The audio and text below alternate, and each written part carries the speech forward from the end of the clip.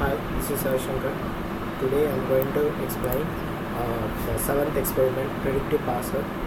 So, predictive parser, according to this, the passing table has to be given as an input, and just for the grammar and for the input, it has to find whether this input is accepted for this grammar or not. That is to be shown. So, these are the inputs and output for this given experiment. For detecting these ones, I have created a program. At first, in this main program, we will have to get the input, right? So first, what are the non-terminals? And enter the non-terminals for it. What are the terminals and the terminals value have to be entered. Then for the input for the passing table, have to enter for epsilon it should be ampersand, and for other transitions, if it's not there, I have to type none. So that way I have made this one. So after creating everything, we got the passing table and everything. This is the input. Now in the output, it has to check in each line whether the input is selected or not. So first I'm getting the value for the input. If input is accepted, get the input. Then I'm segregating into three areas like stack, input and output. What should be pushed in stack and what is in the input and what are the output, and everything will be shown. So the first, the dollar and the first initial starting terminal should be inserted at the stack itself. Then the position, then based upon the value still the stack is not empty, this loop has to run, right? So first it will show the stack value, and if at the top of the stack, if it matches with the non-terminal values, it will show here. If it doesn't match with the non-terminal value, it has to check with the terminal value. That also will be checked over here. So if both were not being matched, it will show not matching, so it will break this loop. So it will come out of this, and the flag will be set, so it will come out of this flag. So at here, if till the input value that is given is not null, it will checking for the sample and it will try to take the sample.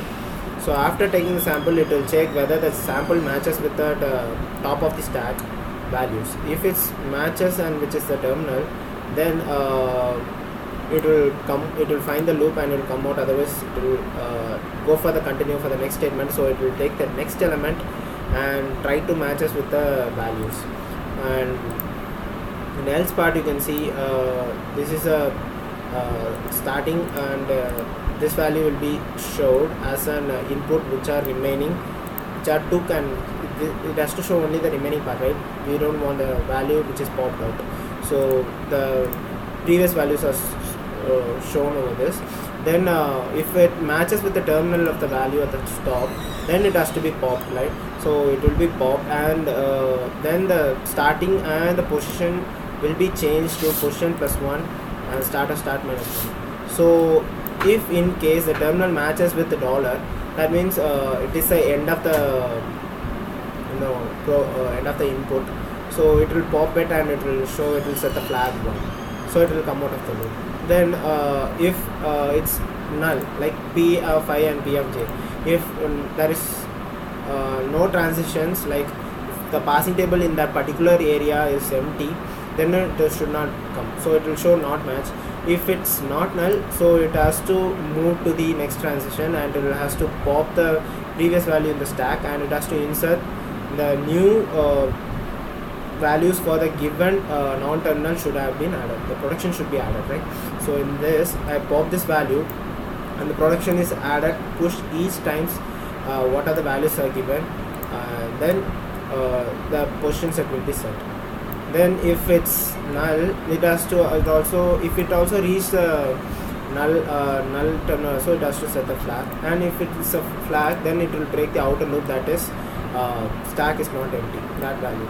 So in case it gets a not match, it will break and it will come out of the loop. If it matches, it will show till the end and it will come out of the loop. So in this way, this program has been designed. So I will show the output for this program. For this, we need the input and output, right? So first we have terminals.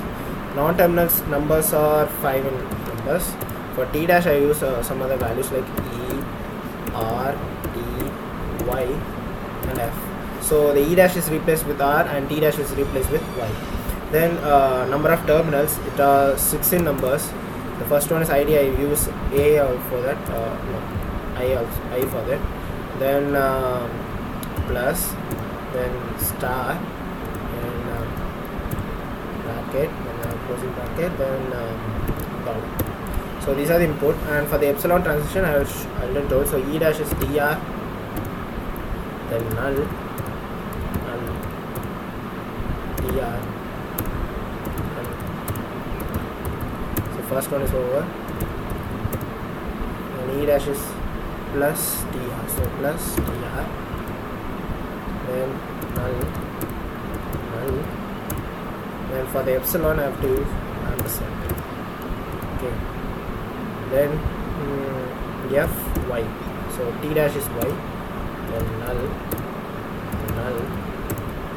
fy, then null, yeah. Then again null, then ampersand, then star, fy, null, ampersand, then here I, then null, so, okay.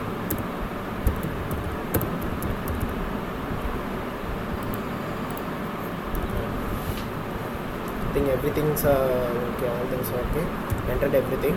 So now we have to give the input. As for this input is there IDs plus ID star ID, right? So ID plus ID star ID dollar. So then we give dollars.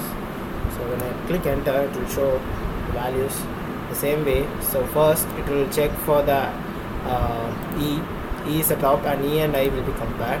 So for E and I, what is the value? That is DE dash, so DR. So same way it will show everything like DY. Then if it's popped, then it's removed. I, you can see it is removed, and here also I is removed. Then Y, then plus is compared. So Y of plus is T, Y implies ampersand, so ampersand. So Y is popped out, then plus. So in this way you can see that everything is shown at the end of dollar and dollar, it shows popped out. So if you want to continue, you can continue, otherwise you can close this loop. So in this way, program has been designed. So this is the program.